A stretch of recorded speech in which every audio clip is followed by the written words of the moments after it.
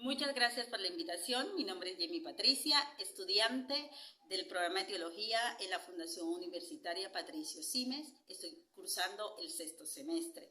Para hablar de cristianismo es importante mencionar lo que describe Kennedy en 1982 en su libro ¿Por qué creo?, donde manifiesta que el cristianismo es de bendición para la humanidad y que ha traído beneficios en la vida humana. Además, que el cristianismo se ha levantado y ha crecido, convirtiéndose en sí una fuerza mundial contra toda oposición y persecución. Por lo tanto, el cristianismo es una religión moniteísta con mayor difusión en el mundo y está fundamentada en la vida y obra de Jesús. Sus principales tendencias son el catolicismo, la Iglesia ortodoxa y el protestantismo. El cristianismo trata que en la persona de Jesús se da el cumplimiento del anuncio dado en el Antiguo Testamento del Mesías como Salvador. En este sentido, es en Jesús quien da la libertad y la salvación del pecado. El cristianismo tiene la centralidad de vivir acorde a las enseñanzas dadas por Jesús, las cuales fueron comunicadas por sus discípulos y que hoy están contenidas en la palabra de Dios, la Biblia, el libro central y fundamental en la fe de la doctrina cristiana.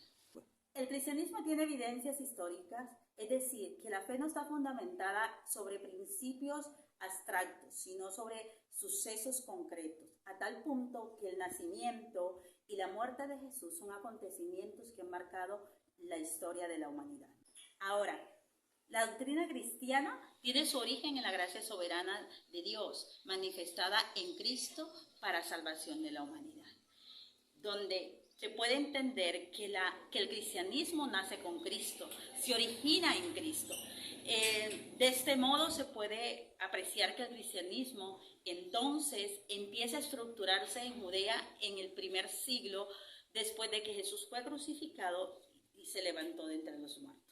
El libro de Hechos, capítulo 2, habla de un acontecimiento que impulsó a los discípulos a hablar de Jesús, el Pentecostés, donde el Espíritu Santo descendió con lenguas de fuego, dando poder y autoridad, a tal punto que Pedro da su primer discurso para hablar acerca de Jesús, y son 3,000 personas las que ese día entienden y comprenden la obra salvadora de Jesús. La convicción de que Jesús seguía con vida transformó la vida de muchas personas, haciendo que acrecentara el número de seguidores de Jesús. En el libro de Hechos también se describe en el capítulo 11, versículo 26, que en Antioquía se les llama por primera vez a los seguidores de Cristo cristianos, dando a entender de algún modo especial que se evidenciaba en la vida de ellos las enseñanzas de Jesús. Ahora el cristianismo cree en la Trinidad del Dios Padre, Dios Hijo, Dios Espíritu Santo, que no se trata de 3 dioses, sino de 3 personas en una, con la misma esencia, pero con diferentes funciones. La palabra Trinidad no solo implica la cantidad de 3, sino también que implica la unidad de los 3.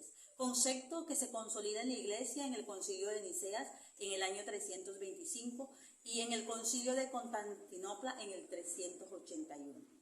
Ahora, el cristianismo profesa que Dios es el creador del mundo, el cual sustenta y gobierna de manera soberana su creación, demostrándole amor. Es decir, Dios ama al mundo, lo cual se puede también explicar en el texto bíblico de Juan 3:16, donde las personas tienen un valor muy grande, pues son la cúspide de la creación de Dios. De este modo, se puede entender que en el ministerio de Jesús, Él dignificó la vida humana, dándole un estatus de valor y significado en casos de ejemplo a las mujeres, a los niños y a los desfavorecidos, a los pobres, a los que eran marginados en el contexto en el cual Él vivió. Es el Hijo de Dios, el Salvador de la humanidad, el Mesías prometido, quien mediante sus enseñanzas, sus acciones, su carácter dio testimonio de su deidad. Cristo es la máxima revelación de Dios. Así que Cristo es necesario para el cristianismo, dado que la persona y la obra de Cristo dentro de la fe cristiana.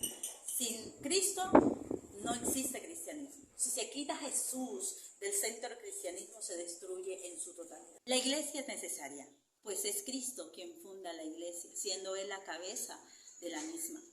Por lo cual, ella es la portadora de las buenas nuevas de salvación para la humanidad. Mediante ella se manifiesta el amor de Dios, pues es la embajadora de Cristo en este mundo. Jesús la postula como la sal que sazona y la luz que alumbra al mundo.